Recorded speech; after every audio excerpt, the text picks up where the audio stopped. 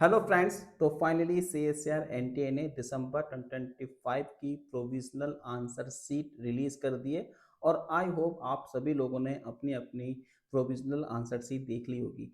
अब दोस्तों इसके बाद सबसे बड़ा क्वेश्चन ये आता है कि इस बार की एक्सपेक्टेड कट ऑफ क्या जाएगी। याद रखिए अभी कोई ऑफिशियल आंसर की नहीं आई है, तो हम यहाँ पे जो भी बात कर रहे हैं वो हम यहाँ पे दोस्तों बात कर रहे हैं क्वेश्चंस पेपर का एनालिसिस करके कि भाई इस बार का क्वेश्चन पेपर कैसा आया था, उसके ऊपर हम दोस्तों यहाँ पे बात करेंगे और उसी के बिहार पे मैं आपको इस बार की एक्सपेक्टेड कट ऑफ बताऊंगा और क्या इस बार की एक्सपेक्टेड कट ऑफ लो जाएगी या उससे भी ज़्यादा लास्ट जो हमारा एग्जाम हुआ था ज़्यादा जाएगी। ठीक है, तो इसी के ऊपर दोस्तों आज का ये वीडियो होने वाला है।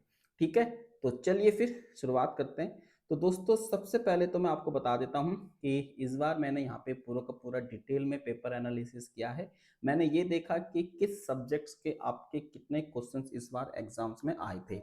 तो दोस्तों आप यहाँ पे अपनी स्क्रीन पे देख सकते हैं कि इस बार कितने क्वेश्चंस किस सब्जेक्ट के थे।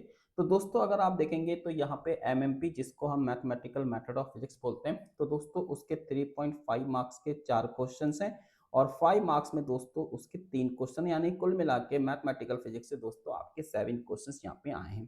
फिर उसके बाद आप देखेंगे क्लासिकल मैकेनिक्स के दोस्तों हमारे टोटल 8 क्वेश्चन है। देन दोस्तों इलेक्ट्रोमैग्नेटिक थ्योरी उसके दोस्तों 9 क्वेश्चन हैं। क्वांटम मैकेनिक्स के दोस्तों यहाँ पे 9 क्वेश्चन आए हैं। सबसे ज्यादा आपके दोस्तों पार्ट बी में क्वांटम मैकेनिक्स पूछा गया है। देन दोस्तों स्टैटिकल फिजिक्स एंड थर्मोडायनेमिक्स के दोस्तों 8 क्वेश्चंस हैं। उसके बाद दोस्तों इलेक्ट्रॉनिक्स के 3 और 3 क्वेश्चन मिला के दोस्तों 6 क्वेश्चंस आए हैं। देन दोस्तों एटॉमिक एंड मॉलिक्यूलर फिजिक्स के 4 क्वेश्चंस हैं। कंडेंस मैटर फिजिक्स के दोस्तों 2 क्वेश्चंस हैं। न्यूक्लियर एंड पार्टिकल फिजिक्स के दोस्तों यहाँ पे 2 क्वेश्चंस हैं।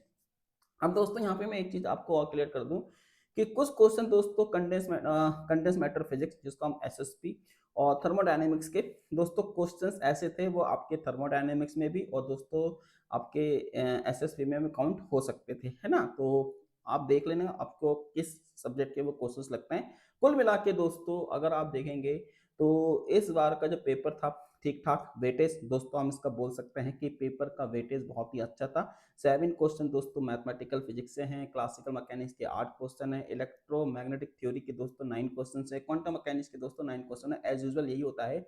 लेकिन दोस्तों इस बार सबसे ज्यादा अगर आप देखेंगे कि थर्मोडायनेमिक्स एंड स्टैटिकल फिजिक्स दोस्तों ये वाला जो इस बार का सब्जेक्ट है ये ज्यादा दोस्तों डोमिनेट कर गया।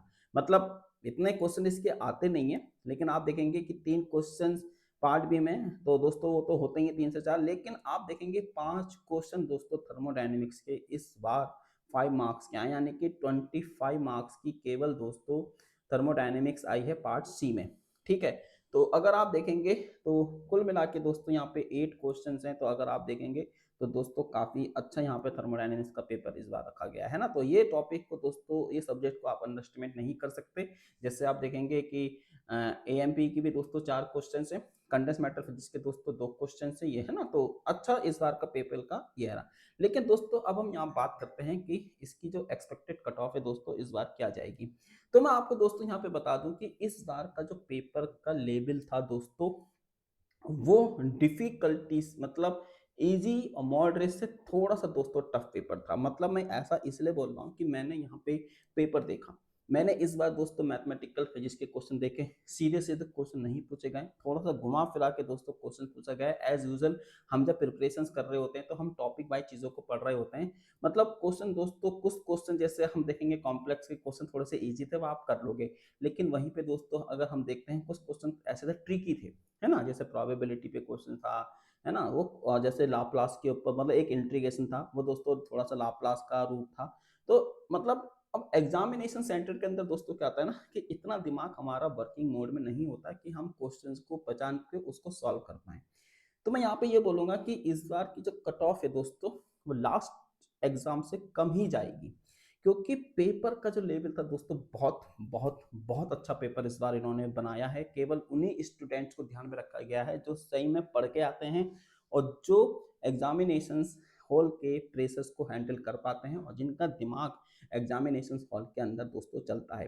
क्लासिकल मैकेनिक्स के क्वेश्चन भी दोस्तों बहुत ज़्यादा अच्छे क्वेश्चन इस बार दिए गए, मतलब मिक्स हम बोल सकते हैं कि कुछ क्वेश्चन दोस्तों ऐसे थे कि देखते ही हो जाएंगे और कुछ क्वेश्चन में दोस्तों दिमाग का दही होना पक्का था, है ना। इलेक्ट्रोमैग्नेटिक थ्योरी क्या ही बोलूँ यार मैं सब्जेक्ट के बारे में, जितना इस सब्जेक्ट को पढ़ो ऐसा लगता है कि हमको खुद आता ही नहीं है। इस सब्जेक्ट की दोस्तों वो कहानी है।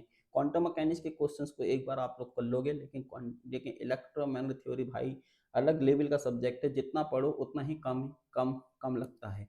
ठीक है, इसके क्वेश्चन दोस्तों बहुत घुमा फिरा के आपसे पूछे गए थे। क्वांटम मैकेनिक्स दोस्तों, क्वांटम मैकेनिक्स बोल सकता है कि कुछ क्वेश्चन बहुत ईजी थे, जैसे आप कम्यूटेटर ब्रैकेट देखोगे, एंगुलर मोमेंटम के ऊपर जो क्वेश्चन थे वो ईजी थे, लेकिन कहीं पे कुछ क्वेश्चन दोस्तों बहुत ज्यादा ट्रिकी थे, है ना। मतलब क्वेश्चन देखने में सिंपल था, करने में टफ था। ठीक है, तो वाली चीज है। अब मैं इसको इसलिए बोल रहा हूँ कि जब आप घर पे आते हो तो घर पे बैठ के पेपर को देखना और बोलना कि पेपर इजी था दोस्तों, ये एक अलग चीज होता है, लेकिन उस एग्जामिनेशन सेंटर के अंदर बैठ के उन 3 घंटों के अंदर बैठ के पेपर को सॉल्व करना दोस्तों वो एक डिफिकल्ट टास्क होता है। इसलिए बोला जाता है कि 3 घंटे के अंदर दोस्तों हमारा प्रेजेंस ऑफ माइंड है वो किस तरीके से वर्क करता है। तो दोस्तों इसी बिहार पे मैं आपसे बोल रहा हूँ कि पेपर का लेवल लास्ट ईयर के पेपर के लेवल से थोड़ा सा दोस्तों मैं बोलूंगा यहाँ था, है ना। अगर लास्ट ईयर का पेपर यहाँ था तो इस बार का पेपर दोस्तों थोड़ा सा ऊपर गया है। तो दैट्स वाई दोस्तों कि इस बार की जो कट ऑफ है वो नीचे आएगी, 100% दोस्तों इस बार की कट ऑफ नीचे आएगी। वो मैं इसलिए बोल रहा हूँ क्योंकि केवल इस बार के उन्हीं बच्चों ने इस पेपर को अच्छे से सॉल्व किया होगा जिन्होंने उस प्रेशर को हैंडल किया होगा एग्जामिनेशन के, क्योंकि क्वेश्चंस आपसे डायरेक्टली नहीं पूछे गए थे। कुछ क्वेश्चन थे दोस्तों डायरेक्ट, लेकिन कुछ क्वेश्चन में दोस्तों लॉट्स ऑफ कैलकुलेशंस भर भर के दोस्तों, पहले बात तो क्वेश्चंस को समझना ही अपने आप में टेढ़ी की था इस बार के, है ना। तो क्वेश्चंस का लेवल दोस्तों अच्छा था। तो इस बार की जो कट ऑफ है दोस्तों अकॉर्डिंग टू मी, है ना, जो मैंने पेपर एनालिसिस किया है वो दोस्तों कम ही जाएगी लास्ट ईयर के कट ऑफ से, मतलब जून 2025 से दोस्तों कम ही जाएगी। तो मैंने यहाँ पे जो कट ऑफ आपको सामने रखी है दोस्तों इन मार्क्स में रखी हुई है ना, ये मार्क्स में नॉट अ परसेंटेज। तो दोस्तों अगर आप अनरिजर्व कैटेगरी के स्टूडेंट हो तो 95 मार्क्स से लेकर अगर आपके 100 के बीच में आ रहे हैं तो आपका जेआरएफ कंफर्म है। वहीं पे दोस्तों अगर आप ईडब्ल्यूएस कैटेगरी के स्टूडेंट हो तो अगर आप 76 से लेकर 82 तक के मार्क्स को यहाँ पे सिक्योर कर रहे हो तो दोस्तों 100% आपका जेआरएफ पक्का है। वहीं पे दोस्तों अगर आप ओबीसी कैटेगरी के स्टूडेंट हो और अगर आपके 86 से 90 के बीच में मार्क्स गिर रहे हैं तो दोस्तों आपका जेआरएफ कंफर्म है। वहीं पे दोस्तों अगर आप एससी एसटी कैटेगरी के स्टूडेंट हो तो अगर आप 65 तक के मार्क्स लेके आ रहे हो तो जेआरएफ आपका पक्का है। वहीं पे दोस्तों पीडब्ल्यू कैटेगरी के हो तो दोस्तों 50 टू 52 मार्क्स अगर लेके आ रहे हो तो आपका जेआरएफ पक्का है। वहीं पे दोस्तों अगर हम एलएस की बात कर लेते हैं तो आपको पता है कि जो हमारी जेआरएफ कट ऑफ होती है उससे दोस्तों हमारे 8 से 9 मार्क्स कम ही रहते हैं एलएस के, तो वो आप लोग देख लेंगे। ये मैं इसलिए कह रहा हूँ कि कट ऑफ कम जाएगी क्योंकि दोस्तों लास्ट ईयर के पेपर से इस बार का पेपर का लेवल अच्छा था, पेपर का लेवल थोड़ा अप था, हाई था, क्वेश्चन इजीली समझ में नहीं आ रहे थे। जो मैंने पेपर को देख के यहाँ पे एनालिसिस किया, मैं ये नहीं बोलूँगा कि मैं पढ़ाता हूँ तो मेरे लिए चीज़ें ईजी नहीं, एक स्टूडेंट के पॉइंट ऑफ व्यू से अगर मैं सोचूं उस 3 घंटे को, मैं ये नहीं बोल रहा कि घर जाके आपको पेपर इजी लग रहा है ना, टीचर के हाथ में पेपर आता है बोलता है पेपर इजी था, नहीं भाई मैं ये चीज़ नहीं बोल रहा। मैं ये चीज़ बोल रहा हूँ कि जब आप उस 3 घंटे के अंदर बैठ के पेपर सॉल्व कर रहे हो और दिमाग आपका काम नहीं कर रहा है, आप चीज़ों को, है ना, नहीं समझ पा रहे हो और उस सिचुएशन में जब आप क्वेश्चन सॉल्व करते हो तो चीज़ें गड़बड़ा जाती हैं। केवल वही स्टूडेंट सर्वाइव कर पाता है जिसने टेस्ट सीरीज लगाई होती है, जिसने प्रैक्टिस करे होते हैं, जिसको उस एग्जामिनेशन सेंटर का प्रेशर हैंडल करना आता है। और हाँ, जिन लोगों ने 1 से 2 बार इस एग्जाम्स को दिया होगा उनको वो प्रेशर हैंडल करने की आदत होगी, तो इसलिए वहाँ पे उन्होंने परफॉर्म किया होगा। अदरवाइज दोस्तों जो फर्स्ट अटैम्प्ट वाले स्टूडेंट थे, है ना, मैं ये नहीं बोलूँगा कि वो नहीं कर पाएंगे, वो खास हो सकता है कि उनमें से बहुत से को करेक्ट हो जाए, लेकिन दोस्तों कट ऑफ इस बार की कम ही जाएगी। ठीक है, और अगर कम जाती है तो आप लोगों का ही यहाँ पे दोस्तों फायदा है।